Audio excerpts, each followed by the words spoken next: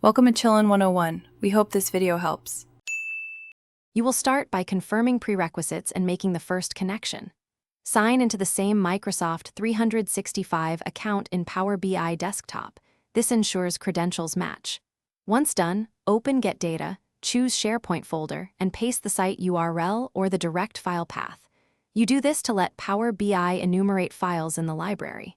Make sure to authenticate using organizational account, then click Connect. This begins the import. So watch the navigator for the Excel workbook entry. Next, you refine the data so Power BI reads the Excel correctly. In Navigator, pick the sheet or named range. If uncertain, preview to confirm columns. Click Transform Data to open Power Query.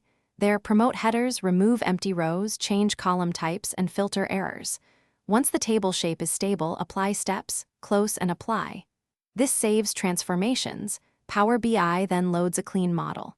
If you expect repeated updates, parameterize the path or use SharePoint Folder Plus Combine File. Finally, publish the report to Power BI Service and configure refresh so data stays current.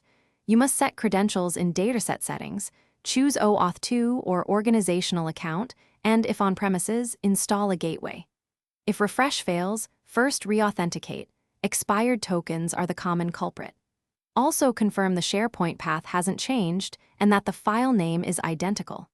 If structure changed, edit query steps. Make sure column names still match or adjust transformations to prevent errors during refresh. Thanks for watching. Consider subscribing if we helped you.